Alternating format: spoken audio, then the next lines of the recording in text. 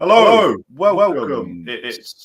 I mean, loads to go through. So, first of all, the best fight we've had in years, potentially the best fight we're going to have on this show. So this show's a bit special because we've got a lot to go through.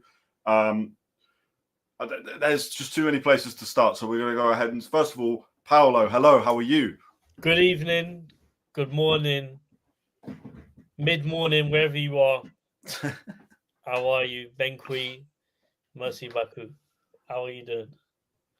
Good. Right. We're going to just get straight into this. So first of all, the weekly roundup, there's not too much to say. The only thing we're going to mention now, just because there's not going to be a lot of time to mention it, is Junto Nakatani won by knockout on Tuesday. Kind of just did his thing. We would talk about it more if it was a more competitive fight. It might set up a fight against Noah Inoue or even That's Bam what we Rodriguez. need to see. That's what we need to see. We do. And that would be another mega fight week. But when you got Bivol-Benavidez, the last crescendo, we kind of have to go straight into that. Let's do this in order of what the fights were shown on the night. So let's go Buatsi-Smith first. We started the night with a fight of the year contender. Already? This is what Turkey does. Nah, man. Yeah. And Hearn and Frank Warren got a big up to them, and Ben for being a part of that card. Ben Shalom. True. All of the promoters working together from this side of the water. I think that Bob Arum as well, obviously, got to give a shout out to him. Top rank. Yeah. Beterbiev. Even De La Hoya. De La Hoya was there, man. De La Hoya was there. They were all there. It was like a meeting of the men behind the scenes, right? Yeah. But now the fight itself was crazy. Big up to both fighters for getting in. I do think we probably Buatsi stepped up, as we said in opponents. We said what kind of Smith is going to turn up. Yeah. Smith turned up. That's the best Smith we've seen ever. I want to say potential. No, man. I think I'd say it's difficult to say ever because you got to look at he's been a world champion and stuff like that, and I think I think the better way to probably phrase it is Smith's back to world champion Smith. Do you get it? Yeah. I'm all right with that, yeah. So, we weren't too sure after his last fight because his opponent was kind of put in there to do rounds, and the team were quite honest about that. Yeah. Then stepped in against Buatsi, who is a step up in opponents from what he had last time. We didn't know how much he had left, but boy, do we know now. Yeah. We do know now. He looks sharp. Buatsi also looked really good. Like both of their stock, if anything's gone up. Yeah. I don't know if I'd rather see. Obviously, we're going to get into the light heavyweights a little bit more later because there was actually a bigger fight from light heavyweights later in the card. Let's talk about that now because I didn't know about this. I've been away, so this hasn't been necessarily on my mind. But WBC want Bivol-Benavidez. They don't want the trilogy fight, Bivol-Beterbiev. Now, I'm bringing this up now because I want Callum Smith versus Benavidez. Work out who is the best contender behind Beterbiev or Bivol. Let them do their trilogy because I think I speak for everyone when I say I could watch those two fight every 3 months for the next 20 years. I don't care. Those two are the best. To the point we're getting somewhere now where I'm looking at those two and going, are these just the best fighters pound for pound in the world? I don't think there is a light heavyweight that would right now, and I'll say this boldly, that will beat Bivol or Beterbiev. Yeah. The only people that are going to beat them at each other and outside of that is if they knock themselves out. They're that good. Do you get it? No, 100%. So, I think, what you described probably makes more sense. We see Benavidez, Callum Smith first, and then we see the winner of that go on against the winner of Bivol and Beterbiev, which, judging, if it's Bivol, because the question is obviously how, and we can talk about this later on more, but how much does Beterbiev have left? He's 40 years old. You also have to ask the question, he's touted about doing other projects and stuff like that. So when you've done Beterbiev's completed boxing, Bivol's completed boxing. Yep. As far as I'm concerned, when you get an undisputed status, you could either decide to move up, try and win titles the weight above you. If you don't, no one can really talk to you either. You're undisputed. Yeah. We get to that level, you've won every belt there is possible at the top level. You've completed boxing. So for me, considering their age, especially Beterbiev, I think if we see Bivol v Benavidez or Smith as a likely win, that would be a good build up. I don't think we should go straight into Benavidez v Beterbiev or Bivol or whoever it. You get it? Oh, sorry, Bivol now. But I think the WBC are just being the WBC. Yeah, I mean, why not though? Why not have Beterbiev rematch trilogy? That's all we want to see. Complete one of the best trilogies of all time. Like it's up there as one of the greatest trilogies of all time when they fight for a third time. What does Complete WBC stand for? Wankers and then BC. No, that's what it is. We be crooks. We be crooks. Okay, I mean that's probably not as mean. I don't know. My initial thought was wankers because fuck them. What about the B and C? Before Christ, I don't know. Wankers that's how long they've been wankers for. Wow. Okay, fair enough. Fair enough. The point is, why not? Why are they getting involved? Because Bivol Beterbiev is by far the best fight in that division. Potentially the best fight you're going to get in any division. So just leave it. There's nothing wrong if the guy that has all the belts is the best in the division, fighting the guy that is clearly the second best in the division. Bivol Beterbiev is a fight that I could watch. There is another. I could sit there, yeah, as growing up as a kid, and watch compilations of Messi for hours, yeah, just of Messi. I feel like I could watch compilations of Beterbiev and Bivol in my adult life for hours. That's how good they are. That's how good they are. And like we'll get onto a bit more about their actual fight, but why not have like a little light heavyweight tournament? Bivol Beterbiev 3, cap off the trilogy. Whoever wins that, all right, it's done. Especially because of Beterbiev, his age, probably can't go on for too much longer. But we can get third. The thing is, he will just on that. He will go on for longer because I'm hearing in the streets that Jake Paul has offered him a lot of money to fight. And Beterbiev won't turn it. And if he's offered 20, 30 million to fight Jake Paul, he will take it. Imagine getting 30 million to kill Jake Paul. That's crazy. Would pay to watch that because Jake Paul would not last 30 seconds with Beterbiev. Actually, no, people are going to clip that. He might last 30 seconds, and that's just because Beterbiev won't come forward. If Beterbiev comes forward, though, and hits him in the first minute or two, Jake Paul's out. I don't care what anyone says. Yeah. You can tell me. Do you get it? This ain't Mike Tyson at 60. This is Beterbiev. This is Beterbiev. Beterbiev's in his prime, by the way. YouTube boxers, relax. Yeah, they need to chill. Like that's not. I mean, yeah, that's a whole different thing. That's dangerous at that point. But Bivol Beterbiev 3, Smith Benavidez. Whoever wins that fights the winner. 100% has to happen. And then Boatsy Yard. There's room for it now. There's actually room for Boatsy versus Yard after that fight than there was before. Exactly. Can I be wrong? Actually, it makes sense now. I want to see it more now because now I know Boatsy.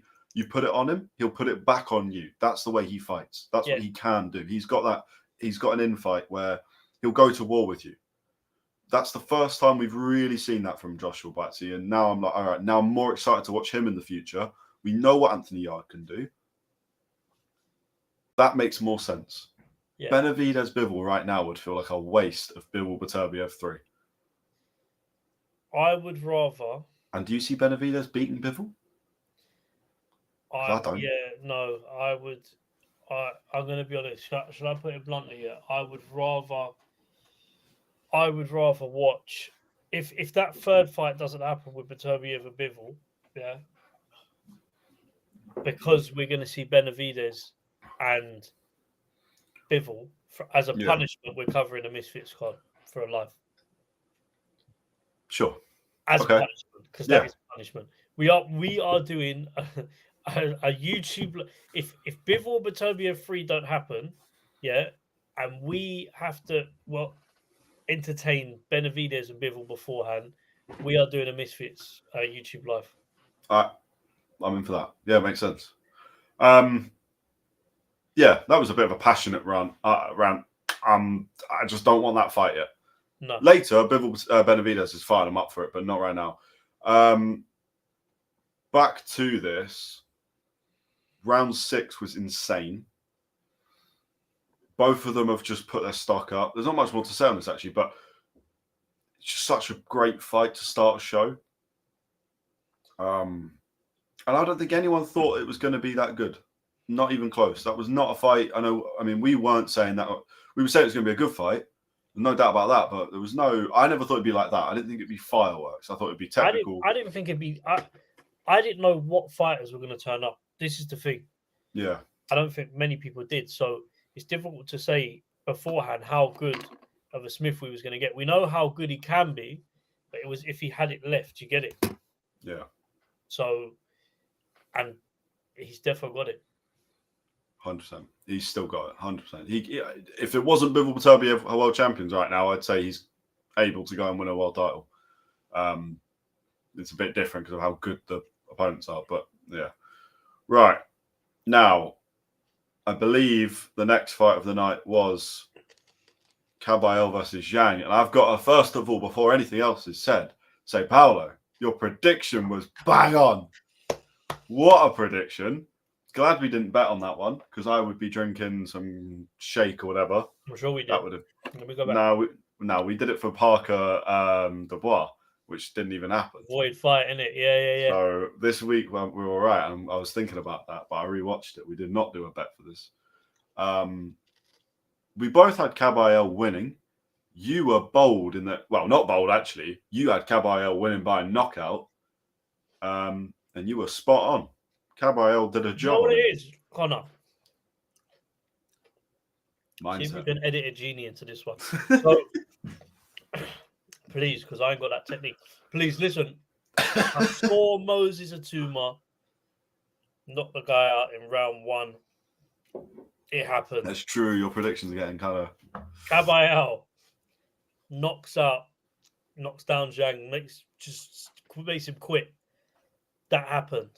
Yeah. Give me my ball so I can the mystic ball so I can read the future because clearly I'm doing a good job. Mystic Paolo. Mystic Paolo. Okay. We'll go back to Mystic Paolo for fight week predictions for Saturday coming. But although I don't know if you need to be mystic for that because Gervonta Davis is fighting. But either way, to sum up, Zhang, as per usual, starts quite well. And then just tires out. Can't hack the body shots. Caballero, officially the body snatcher. Dillian White, step aside for a second because Ajit Caballero is the body snatcher right now. He follows me on Instagram, Be careful, Connor. Dillian White? Yeah. Yeah, I love Dillian White. I think he would kill me, though.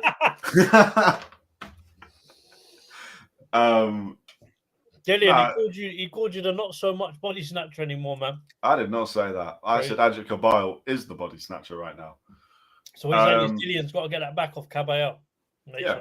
Dillian White versus Joe Joyce. There we go. And then does Dillian White versus Caballero work after that?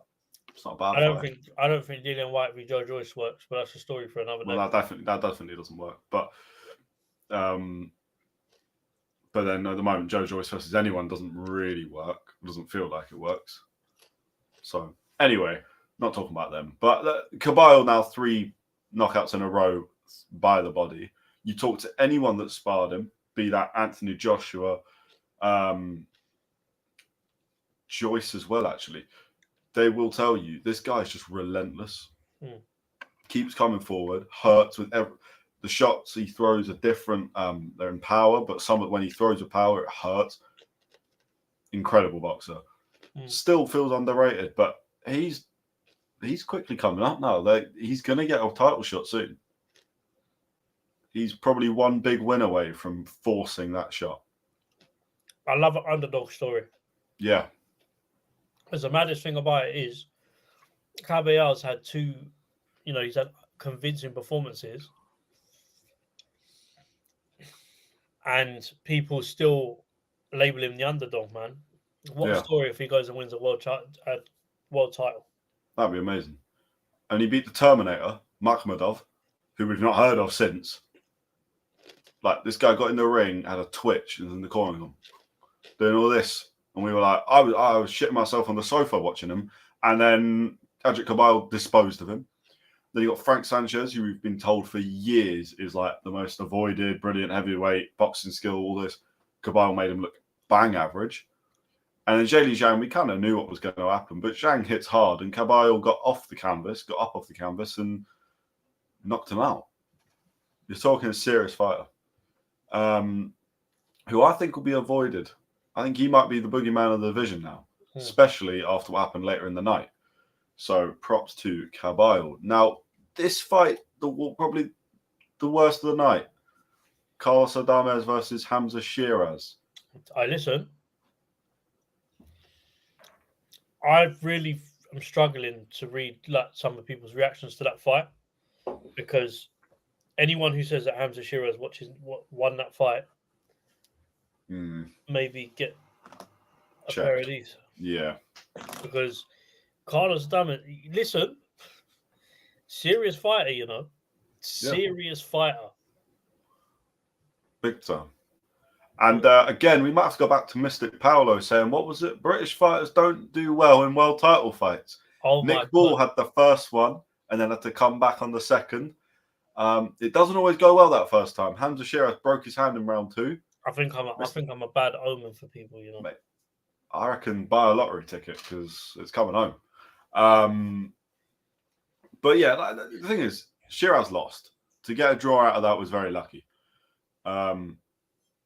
He did break his hand. He was unlucky. He did break his hand. That was confirmed, didn't it? Yeah, there's a photo of it. I have not set this up to share photos, but if you see the clip on Instagram, the photo will be up on that. His hands doubled in size. He properly broke it. So there's no shame in it. It's just the way it is. But Adames won the fight. And it wasn't a great fight. We've definitely seen better. Moving on. Now, this is the only fight of the night I have actually not watched. Is Israel Madrimov versus Virgil Ortiz Jr. I have been meaning to. Let me tell you how good that fight was. Yeah. Let me tell you how good that fight was. Madrimov obviously come into it. I'll be honest with you, after 3-4 rounds, you could see that because he had bronchitis, I think. Yeah. In December, you could see he wasn't fully recovered because he was gassing in like the 4th or 5th round. That probably didn't help. He wasn't 100%. I think Eddie Hearn said it afterwards, but I mean, it's not because Eddie Hearn's fighter lost. If you watch the fight, you can see he was struggling. Yeah. Virgil Ortiz was hitting him with some brutal shots. He's still done really well to stay in there. I felt like even when he was in trouble, he managed to get out and arguably could have won some of the rounds. Right. Not many, but could have won some of the rounds. But Virgil Ortiz kept targeting the body, man. Kept targeting the body.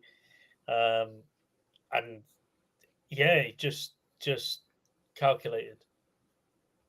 Would you like to see that fight again? It was but with Madrimov fully I wouldn't fit? watch it. No, I don't think he needs to now, though.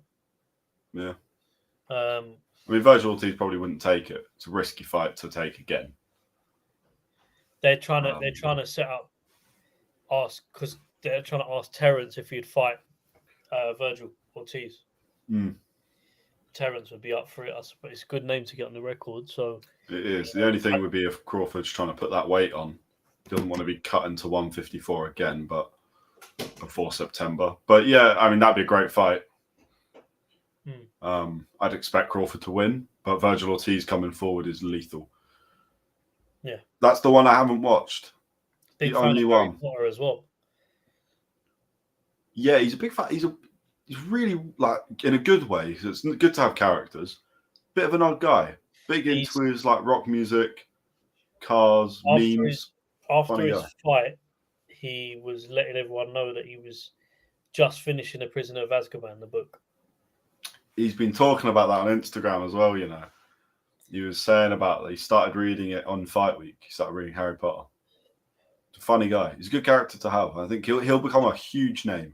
Do you know what? Do you know what? He's the kind of guy you can tell. Like, as soon as he finishes boxing, or as soon as he finishes fighting, he's probably the most polite person.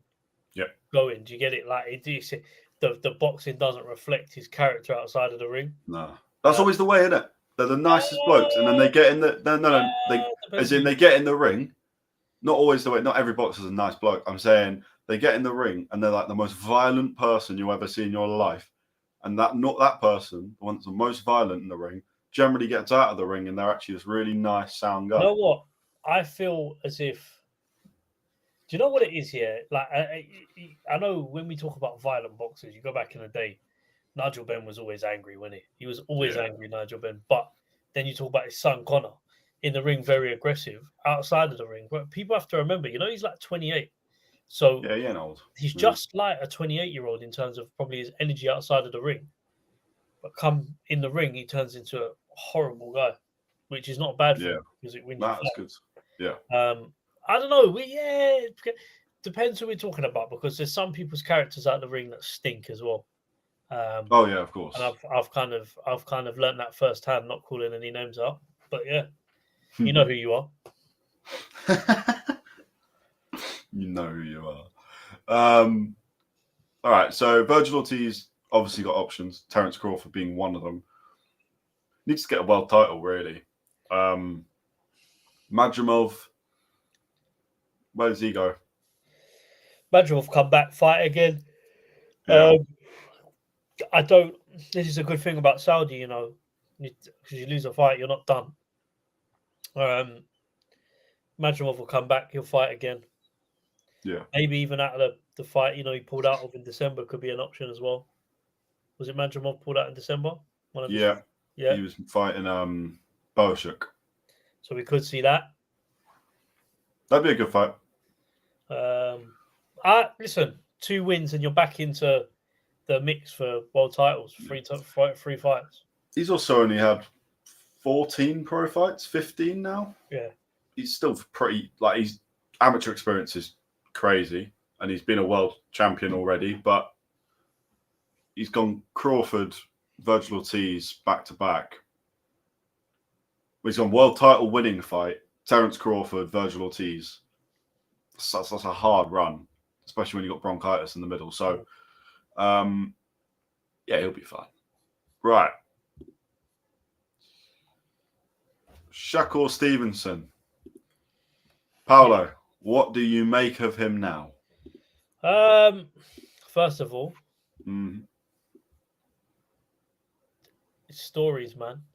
Let's talk about his opponent first. Okay. Talk about Josh Padley.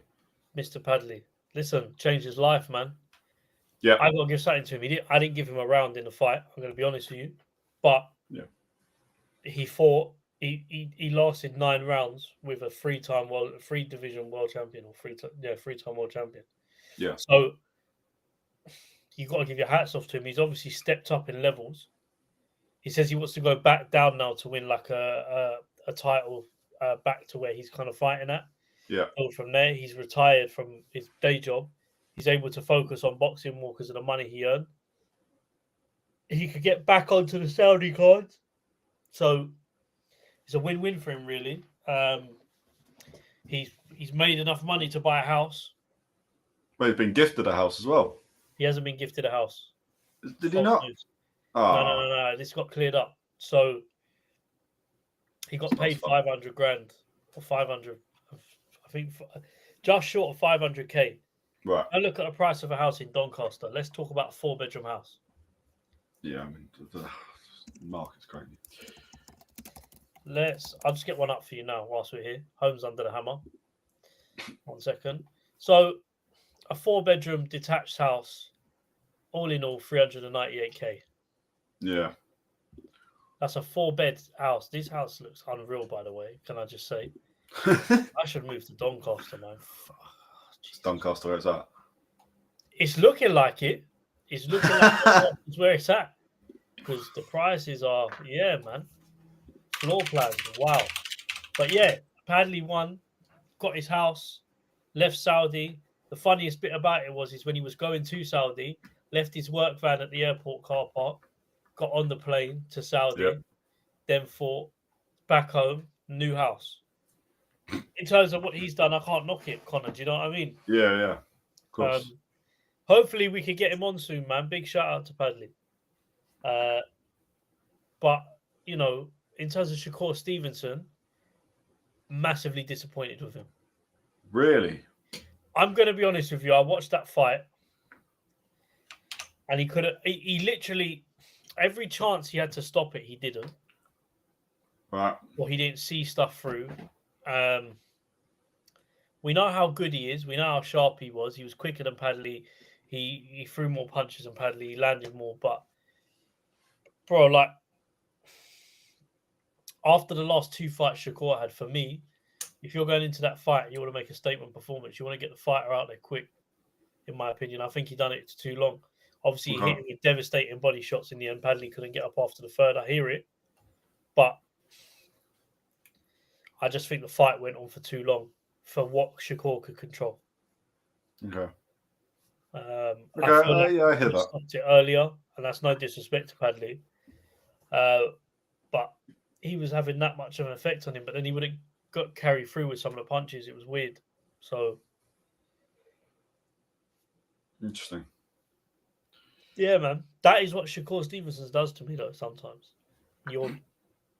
What do you think? I thought he looked fine. No, he looked good. I think the problem with Shakur, he is only as good as the person in front of him. He's very much like Joshua Buatsi in that he'll rise to your level. But I think Shakur is obviously better and will rise above it each time. It's hard to say because we don't really know how good Padley is. But can we take a? Do you think Shakur could take a leaf out of other fighters' books? I'll give you an example. Yeah, he should be fighting more. That's what I will say. Yeah, this 2 fights a year thing doesn't work for me when you're first of all, half of your fights every year cannot be a late replacement against a guy who has never touched this level before.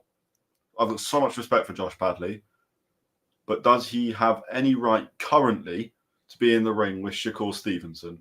No. He beat Mark Chamberlain, great win. Absolutely deserves to be on Saudi cards again, and deserves to be in the running, and he deserved to be picked. Well, in fairness, Floyd Schofield wasn't a great opponent. That just had a bit more hype behind it. But in all facts, Floyd Schofield was the American Josh Padley. Shakur needs to fight a Zepeda or a Pitbull Cruz, a Haney, a Gervonta Davis. We need to see him in there with the best now because he's the only one of these, like Teofimo, Haney, Garcia, Davis. He's the only one of those that hasn't been in there with another one of them. Garcia's been in there with Tank and Haney. So Garcia will fight anyone. Haney's been in there with Loma. Haney's been in there with Garcia. Okay, that fight didn't go well for him, but then there was all the controversy, but he still got in there. Tank will get in there with anyone. Like they're doing it. They're fighting people we know. We know how good Pitbull Cruz is. We know what he brings. All right, you've outboxed him. Impressive. Pitbull Cruz is relentless. You knock him out. Crazy. Shakur hasn't done that. He beat Oscar Valdez. That was very impressive. 30-0 Oscar Valdez. He beat Robson Conchal. 16-1. Very impressive. Edwin De Los Santos. Okay, I think he gives other people problems, but everyone beats him. The elites beat him. Yeah. Josh Padley. You can only fight what's in front of him, so I don't blame him for that. I just don't think it's the best. Like, again, it's a performance where I'm like, I think it was good. He clearly has, he showed he is clearly elite. You can see it, the way he moves, corrects angles, and he got the knockout. You can't ask for too much more, but again, it's just now, as usual, or as it has been since probably 2023, I'm sat here going, well, I want more from him. Because that didn't take anything out of him. Padley barely hit him. Shakur's fit to fight this week. he could fight this week, and he'd be in perfect shape. Yeah, this is the thing now. Shakur's come off the back of fighting Padley. And again, no disrespect to Padley, but he's levels above Padley. He's come out of it. He's not really been touched, not really been hurt. No. Realistically now, if I'm Shakur, considering this 2-fight thing a year's not happening, you need to get back in there with someone else. ASAP.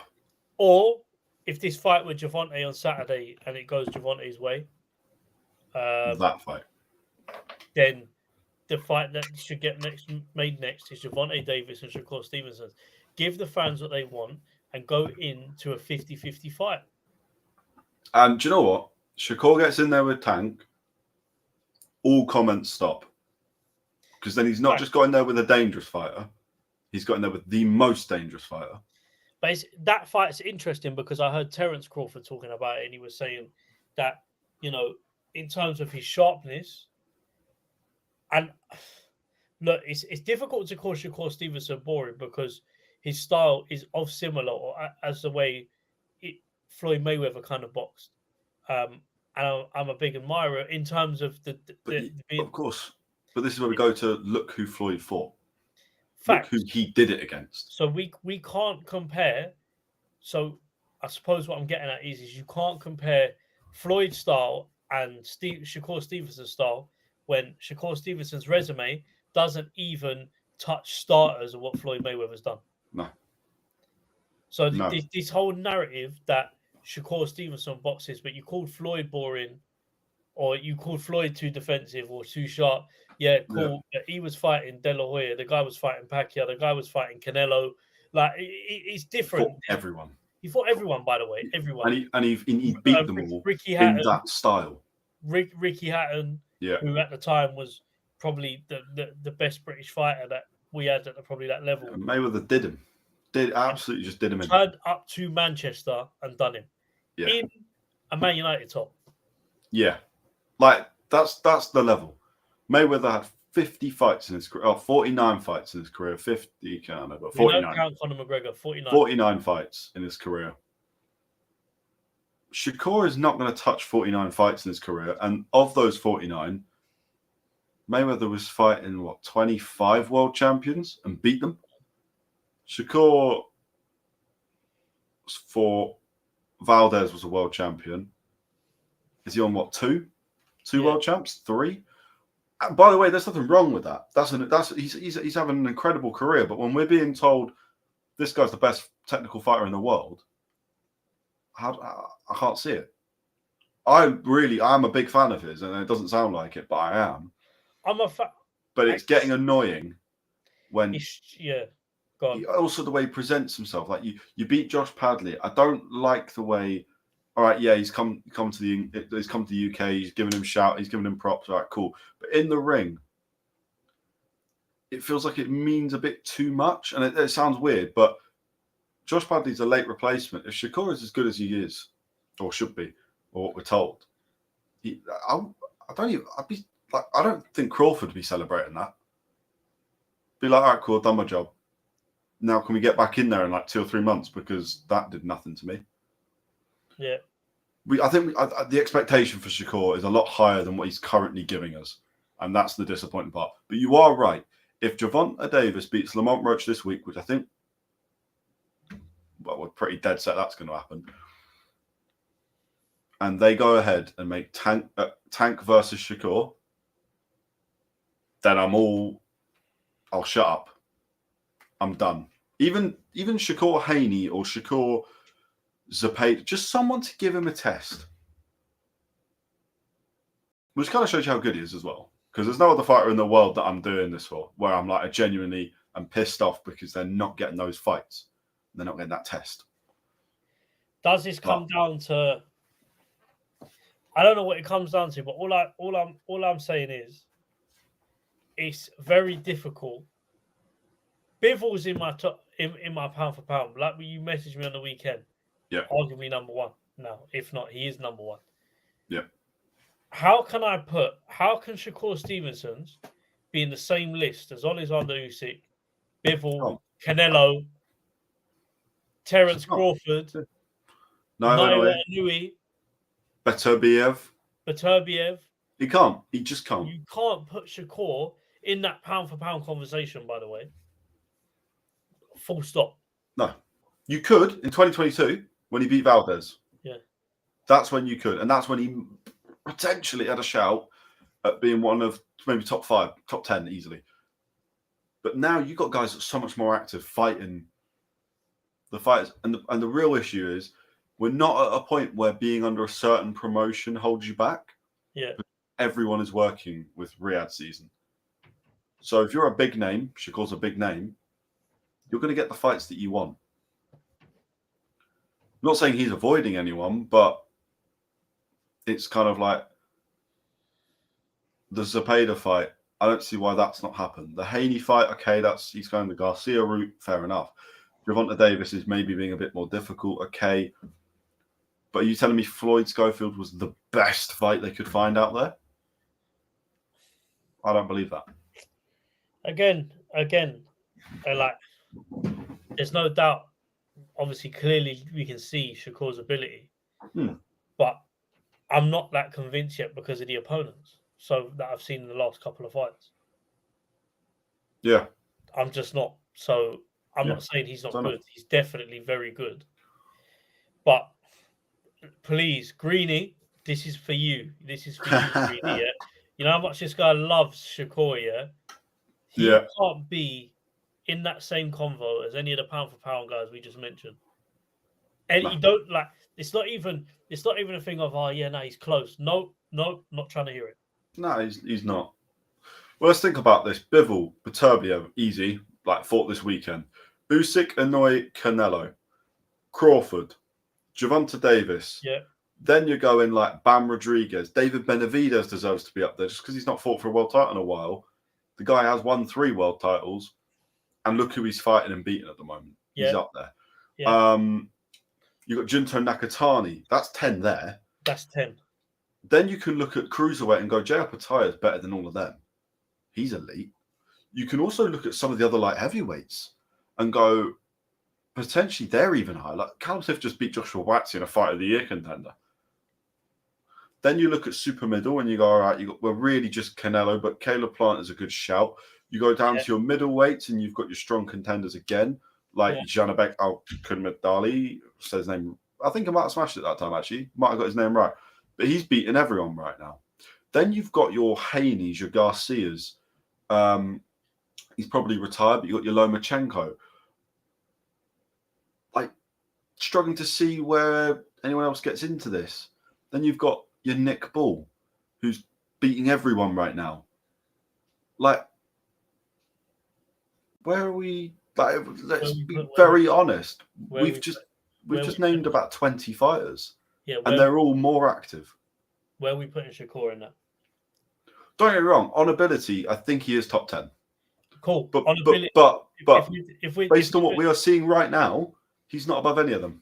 If we just base the pound for pound on ability, we might as well chuck in fucking Muhammad Ali. Do you get it? No, real talk. No, but you're right. Because it's activity. Activity is what I base my pound for pound on. Because if you want to go ability, I'll start reeling off loads of retired fighters. Their ability was far superior to what certain man. And in that case, Shakur does not touch top 10. Yeah. So this is Hook Casual's pound for pound 10 is off activity. Yeah. Virgil Ortiz gets in there, by the way. Madrimov gets in there. Madrimov's active. All right, he's lost twice. This is a rule that's going out tonight. Bun that. Just going out tonight. Yeah. This is the fact. And Shakur will get there. I think he will. But right now, so much is being left on the table that we're not seeing. It's annoying. But we've got other fights to talk about. Mainly Parker Bakole. Jesus. We obviously very late replacement. Fight week flu got the better of Dubois. It's not. I don't believe that, by the way.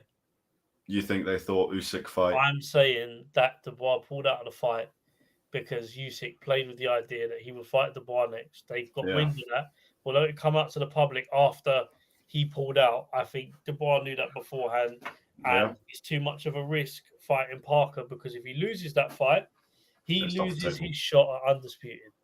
I don't believe that Dubois had flu, and I'm sure other people can either verify the story or not. I do think I'm going to ask around and find out, but I do think that there's that whole thing was ridiculous. You know, he's gone and done a public workout, and then he's got the flu, and then he's ill, had a high temperature.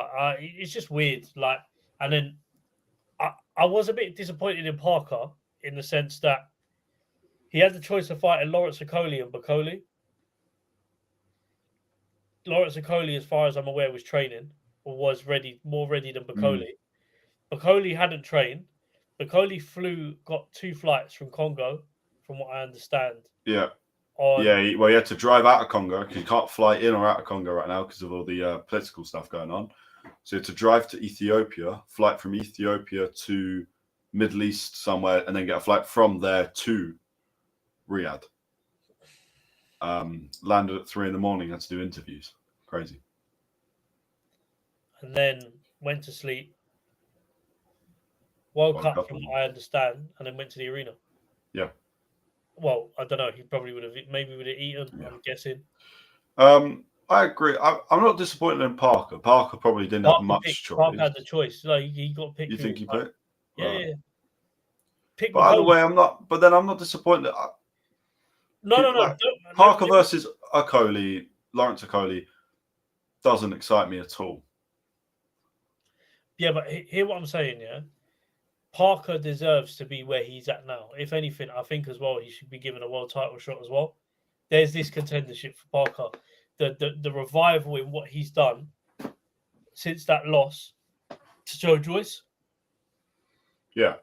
That's kind of That's been that he's great coach under Andy Lee and obviously stuff like that.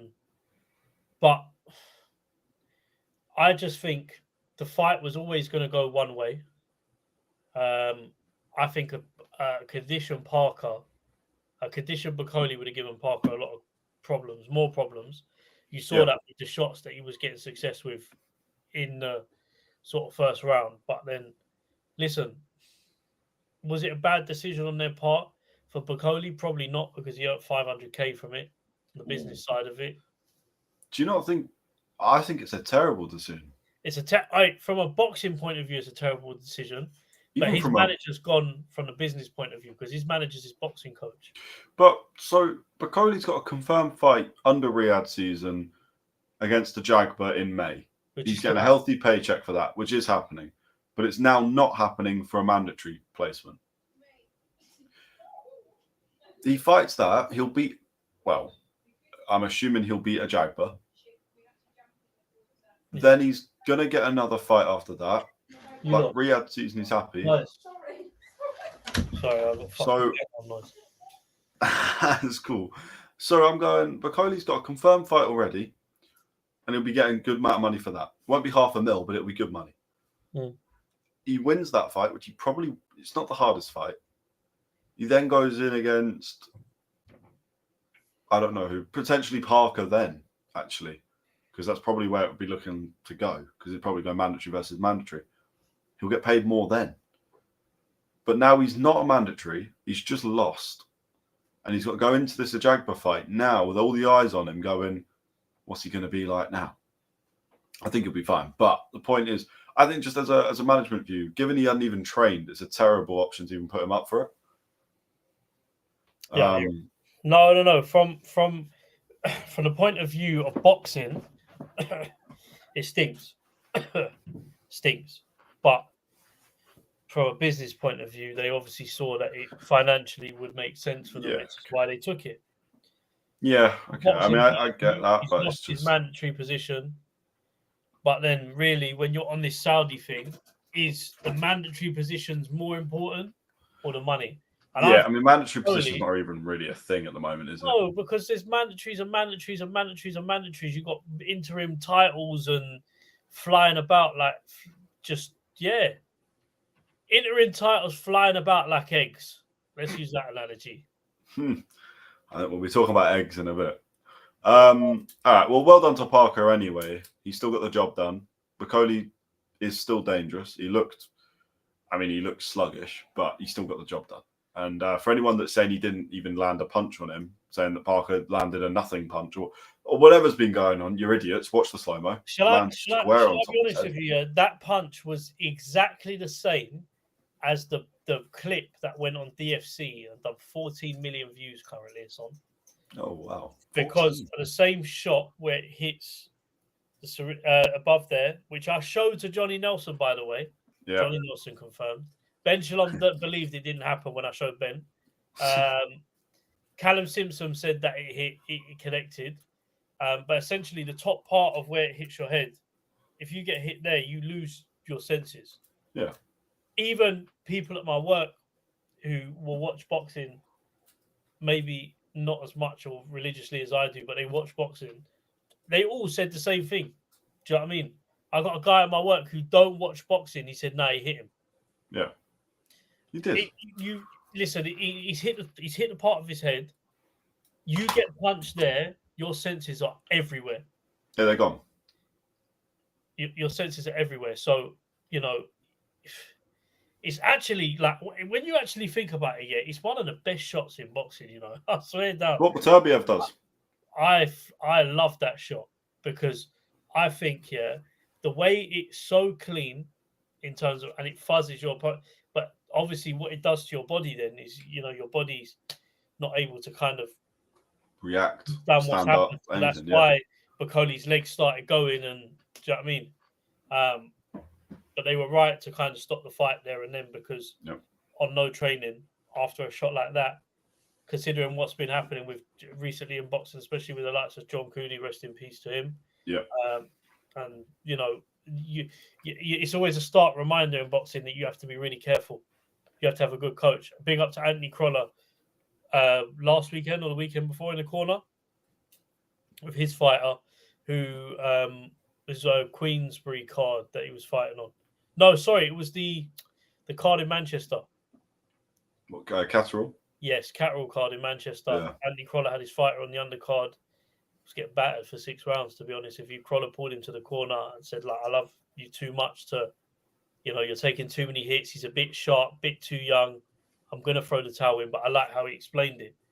The ref done well in this fight to stop Bakole because he probably saved Bakole from getting any more damage. Yeah, big time. You've got, and you know what? Yeah, I know I cuss out the officials like now and again, but this is where you got to big the officials up when they do things and big them up for doing that and getting them out of there at the end of the day. Parker's won, on to the next one. He'll get a world title shot when, I don't know, man. I think his world title shot will come around the same time that Trump gets his golden statue in every city going, because that's what he's able to do. I don't think Parker's going to get a world title shot because of politics. I ain't saying it's right, but well, what we're going to go basically, we're going Usyk Dubois next. Is pretty much that's happening, and that'll be a 2-fight deal. I don't know. Usyk beats him. Why would they do another? If Usyk loses against Dubois, it's a 2-fight deal. Yeah. If Usyk loses, but if Usyk wins, which I'm fairly confident he will, I don't see why not. Because look, Fury and Usyk was a 2-fight deal. So but they've already fought. Usyk's already beat Dubois. This is just to confirm is Usyk better. Separately though, if Dubois is fighting for undisputed, I can't see it not being a 2-fight deal. But Usyk won't take it. I think if Usyk wins, it's done. And that's that. I don't think Dubois is getting a rematch for it. I don't know. I just think because Usyk will win that, and then I think Usyk goes, right, cool, I've done everything at heavyweight, vacates, and then the belts are everywhere, and that's where we'll get Parker, Dubois. Where does Usyk go? I think he might retire. He ain't young. Yeah, I know. I don't want to see him at cruiserweight again. I think I was talking to Ellis Zora about this, and we was having a little chat not long ago, and we was talking about Usyk, man, and just what he's done and stuff like that. And obviously Ellis is Adames-Sheeraz, respectively, boxing at a good level himself, obviously around in and amongst the British scene and stuff like that.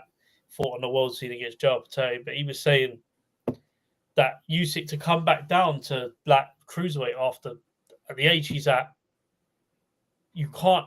I don't really know what is kind of left for him in terms of obviously what would drive him to do that now, but also the strain and stuff that he's going to put his body through. That's what I mean. Again. I think it'd have to be something like Gervonta, or someone would have had to have unified every belt, and it's like, all right, this guy could beat a prime Usyk, which none of them could, but then Usyk might come down. But other than that, why would he? There's no reason to, right?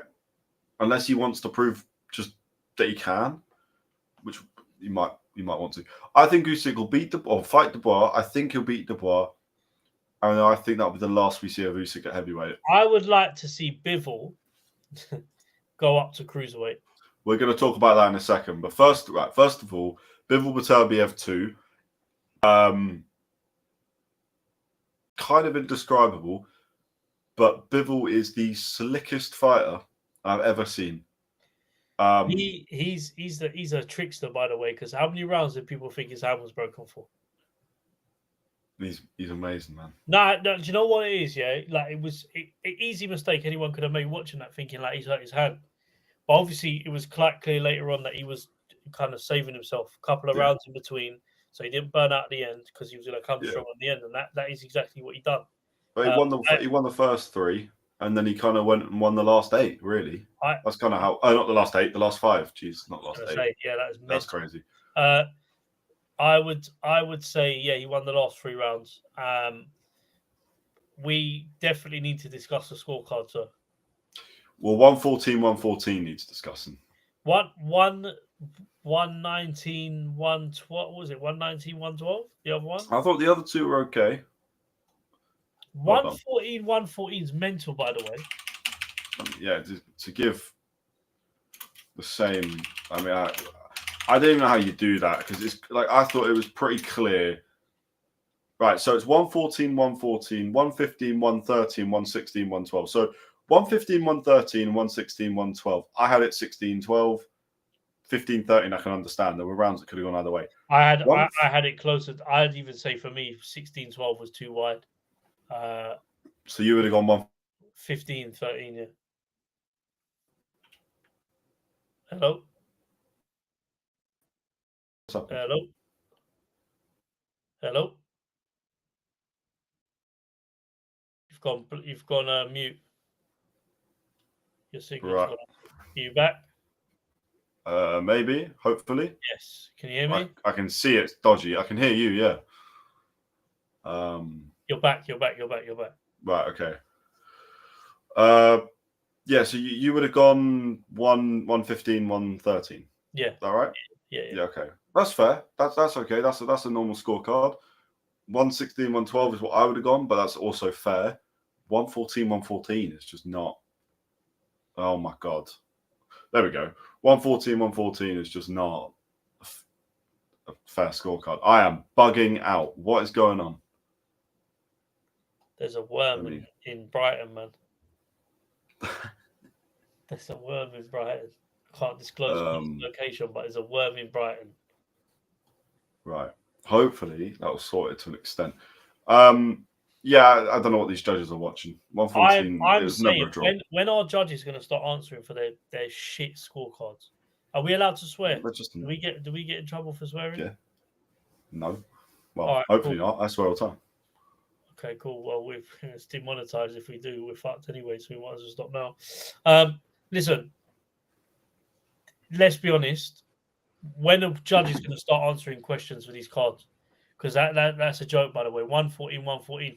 Some guy with a camera. I was in Box Park in Wembley, watching this on the big screen. Some guy with a camera was recording content going around.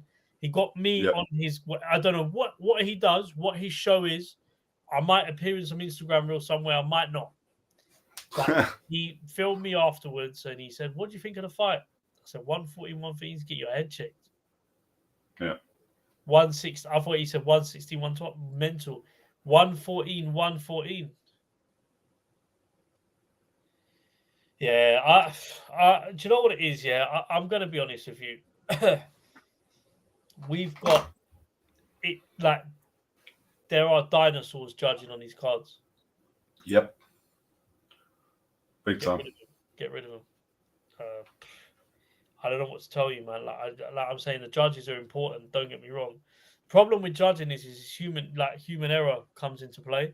But when you've got big cards, you can't afford to do these things. Like it happens so often. Yeah, we're always talking about it, Connor. Yeah, what are we actually doing about it though? Like every fight, we're having the same conversation. That judge's scorecard's terrible. That judge's scorecard's not great. At what point do we just go to AI? No. We've seen So AI works, but it doesn't to an extent. But we've seen the AI cards twice now, Usyk Fury in this one, and it's gone the right way both times. Can't really disagree with it. Like, at what point do we kind of just go, it's not biased, it's better than human judges? Do you know what? You're not wrong. I was in last year, December, I was in Euston Station on my way to DFC 6. Getting the train to Maidstone, yeah? Before I get on the train, I go to the station. This story links. Right. I walk in, no cleaners around. There's one machine in the middle. It's a robot cleaning the floors. Okay. Yeah. Done a great job. Yeah. Done a great job. So I'm saying, I half agree with you. AI will do better than most judges. Yeah. But I still think you need a human interaction, though. There needs to be accountability for humans, though. I think you've got to have... show those rounds. Show it live. Have some little bit of tension. There should be a slight thing when they're scoring a fight that, not to say they should be abused live or whatever, because that's not okay. But I'm saying every 3 rounds, and they're doing this in the WBC tournament, which is I am actually quite excited for. Every 3 rounds, we should see what they have scored it so far. 1, builds the anticipation for the fight, because then we know exactly where it's going. And obviously, you get to round 9, and Bivol could be up, but there's 3 rounds left. Have that format throughout boxing, because that would actually work. I don't know. They've just not done it. It's the only answer that I can give. That it should be a thing because it makes sense. It gives accountability. It makes the fights more interesting. If we go into round 9 and Bivol's up, and we see Beterbiev potentially win the next 3 rounds, and we're like, has he done enough? Be under pressure on the side, if they get one. But that's the problem. 3 rounds. Yeah, and also home fighters are going to get a huge advantage because the judges are going to get booed like crazy. But that's why you just need them to be level-headed. I'm not being funny, but we're all grown adults. Like, let's be honest. Like, you're in a sport where if you make the wrong decision, you will get booed afterwards, regardless. Yeah, exactly. Right or wrong. So, yeah. Anyway, the point. Let's not talk about judging too much because the point is the fight was excellent. Beterbiev was brilliant again. Bivol was just better this time. I still think he probably won the first fight, but he was definitely won this fight. There's not much more to say about it. I want it again. I want the trilogy. Bring the third on, man. Bring the third fight on. That's all I got to say. Give the boxing fans what they want. Give Beterbiev what he wants is a rematch. Give Bivol what he wants. And that's deserved. Bivol wants it. There's not one person in this fight that don't want to fight. So exactly, make it happen. So man. And they will. Let's be honest. I think they will.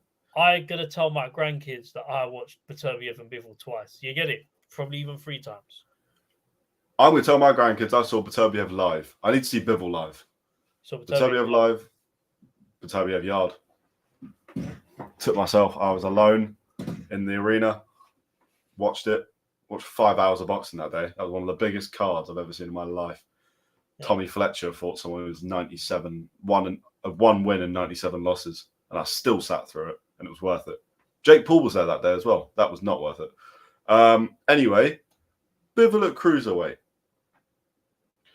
We were going to touch on it. Does this make sense? Like, does it actually make any sense? He's not the biggest light heavyweight. I'm saying just Bivol's going to complete what he needs to complete at light heavyweight. Go and try, man. Just go and try. Yeah. It's a weird one. I'd rather see him go down to 168, super middle, and fight. Canelo. Yeah, for his belts there. Do the rematch. I don't think they need to do a rematch. Bivol said he'd fight Canelo at 160. No, Bivol said that Bivol didn't. He'll only fight. He'll only fight Canelo at 168. Yeah. He's not open to fighting Canelo again at 175. But 168 he'll do for all the belts. That feels more realistic than cruiserweight, where he's going to be up against some absolute giants. I know he beat Zerdo, and he made him look pretty useless. And Zerdo is now a world champion. But Zerdo is also now 25, 30 pounds, maybe even 40 pounds heavier in the ring. As good as Bivol is, I don't know if he's big enough for that, purely on size. But also, I don't want to get caught in the trap of what we thought about Usyk, which we didn't think Usyk would be big enough. Usyk's boxing is just more than good enough. Usyk went light heavyweight, cruiserweight, heavyweight. So that's what we're saying. Bivol's good enough, but the problem is I can't see anyone beating him. No, you're not wrong. The hand speed would be the thing. He potentially loses speed, but if he doesn't, then why not? For now, though, Beterbiev 3. There's still fights at light heavy. He can cement himself as one of the best, if not the best. Well, never.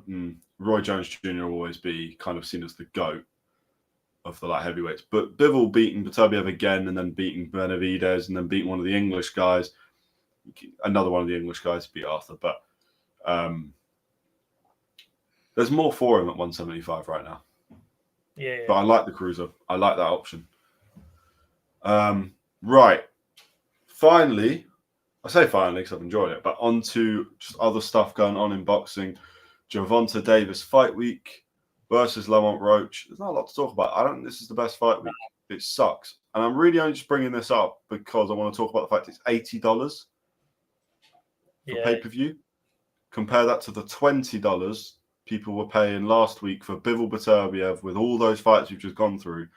And Gervonta Davis, I'm not even going to lie to you, I looked at the lineup, I looked at the fight card, and I didn't know really any of them. So I decided I'm not remembering the names. I'm just going to say they're not great fights. Versus Davis versus Lamont Roach, even the main event's not that great. American boxing needs to do better there. That's not good enough. $80 is mental, by the way. Yeah, that's the standard they'll pay, which is why they're so rich. It's why American fighters generally have a lot more money than anywhere else. But also, you have to accommodate him for costs of living. Salaries are higher there. Yeah, so true. It's quite different. Average, what would you say? The average salary in the USA, and then compare it to say here. It's a lot more. It's a lot more.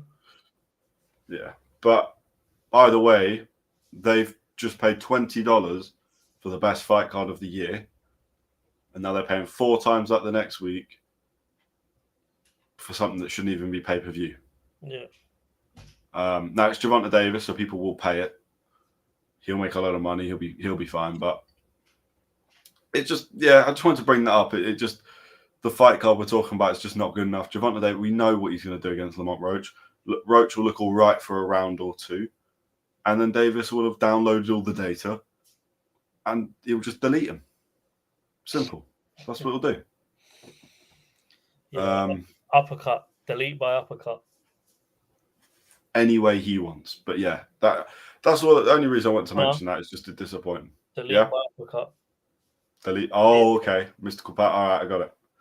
If I get that right, I'm going mental. By the way, I'm gonna order a Mystic Meg hat off Amazon and wear it on the next episode. If Gervonta Davis uppercuts Lamont Roach, I am getting a Mystic Meg hat. Okay. I fucking hope he does now. And then we got Conor Benn versus Eubank Jr. Really just excellent fight. Excellent fight. Nah, do you know what? Look, listen. From a war point of view, I don't think Conor Benn. Obviously, okay, I don't know if you would have expected the egg in the face or not, but I think with Eubank, you kind of have to nothing's off the table. Eubank might arguably be somebody who doesn't really get head loss a lot. So I feel like the fight mentally is probably going to suit more to Eubank.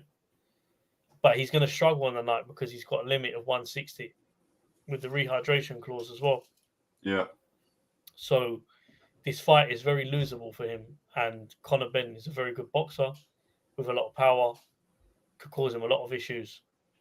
The weight drain might play an effect on it, or might bring him down to the same sort of level playing field that Conor Benn needs him on. And then if you're talking based on ability and stuff like that, if Eubank's able to deal with his aggressiveness, Eubank could win. But the difficult thing is, we're seeing every time Eubank steps up to world level, he's lost. Yeah. This ain't a world level fight yet, I don't think, in terms of obviously. But we don't even know. We don't know where Conor Benn is. How good Eubank can be. Do you get it?